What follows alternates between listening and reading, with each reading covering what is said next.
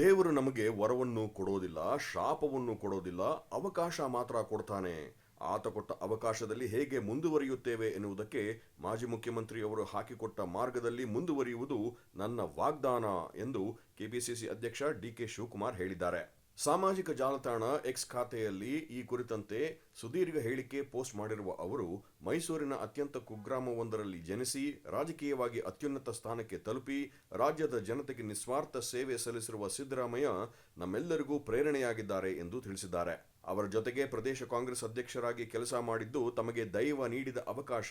ಅದೇ ರೀತಿ ಅವರ ಸಂಪುಟದಲ್ಲಿ ಉಪಮುಖ್ಯಮಂತ್ರಿಯಾಗಿ ಕೆಲಸ ಮಾಡಿದ್ದು ಕೂಡ ಸುದೈವ ಎಂದು ಹೇಳಿರುವ ಅವರು, ಮುಖ್ಯಮಂತ್ರಿ ಹುದ್ದೆಯಿಂದ ಕೆಳಗಿಳಿಯುತ್ತಿರುವ ಈ ಸಂದರ್ಭದಲ್ಲಿ ಕರ್ನಾಟಕದ ಜನತೆಗೆ ಅವರು ನೀಡಿದ ವರ್ಷಗಳ ಸೇವೆ ಮತ್ತು ನಾಯಕತ್ವಕ್ಕಾಗಿ ನಾನು ನನ್ನ ಹೃತ್ಪೂರ್ವಕ ಕೃತಜ್ಞತೆ ಮತ್ತು ಆಳವಾದ ಗೌರವವನ್ನು ವ್ಯಕ್ತಪಡಿಸುತ್ತೇನೆ ಎಂದಿದ್ದಾರೆ. ಅವರ ಅಧಿಕಾರಾವಧಿಯಲ್ಲಿ ಜಾರಿಗೆ ತಂದ ಹಲವಾರು ಸಾರ್ವಜನಿಕ ಕಲ್ಯಾಣ ಯೋಜನೆಗಳು ಮತ್ತು ಅನೇಕ ಅಭಿವೃದ್ಧಿ ಉಪಕ್ರಮಗಳ ಪ್ರಭಾವವು ಕರ್ನಾಟಕದ ಬೆಳವಣಿಗೆಯ ಇತಿಹಾಸದಲ್ಲಿ ಮಹತ್ವದ ಅಧ್ಯಾಯಗಳಾಗಿ ಉಳಿಯಲಿವೆ. ಸಾರ್ವಜನಿಕ ಜೀವನದಲ್ಲಿ ಸುಮಾರು 5 ದಶಕಗಳ ಕಾಲ ಅವರು ಜನಕೇಂದ್ರಿತ ಆಡಳಿತ ಮತ್ತು ಅಂತರ್ಗತ ನಾಯಕತ್ವದ ಮೂಲಕ ನಮ್ಮ ರಾಜ್ಯದ ರಾಜಕೀಯ ಮತ್ತು ಸಾಮಾಜಿಕ ಸ್ವರೂಪವನ್ನು ರೂಪಿಸಿದ್ದಾರೆ. 2020ರಲ್ಲಿ ನನಗೆ ಕೆಪಿಸಿಸಿ ಅಧ್ಯಕ್ಷರಾಗಿ ಸೇವೆ ಸಲ್ಲಿಸುವ ಜವಾಬ್ದಾರಿಯನ್ನು ವಹಿಸಿದಾಗಿನಿಂದ ಸಿದ್ದರಾಮಯ್ಯ ಅವರು ನನ್ನ ಪಕ್ಕದಲ್ಲಿ ಒಂದು ಬಲಿಷ್ಠ ಸ್ತಂಭದಂತೆ ದೃಢವಾಗಿ ನಿಂತಿದ್ದಾರೆ. ನಾವಿಬ್ಬರು ಹೆಗಲಿಗೆ ಹೆಗಲು ಕೊಟ್ಟು ಪಕ್ಷವನ್ನು ಬಲಪಡಿಸಲು ಮತ್ತು ಅದರ ದೂರದೃಷ್ಟಿಯನ್ನು ಜನರಿಗೆ ತಲುಪಿಸಲು ಒಟ್ಟಾಗಿ ಶ್ರಮಿಸಿದ್ದೇವೆ ಎಂದು ಹೇಳಿದ್ದಾರೆ. ಅವರೊಂದಿಗೆ ಉಪಮುಖ್ಯಮಂತ್ರಿಯಾಗಿ ಸೇವೆ ಸಲ್ಲಿಸುವುದು ಮತ್ತು ಅವರ ಅನುಭವ,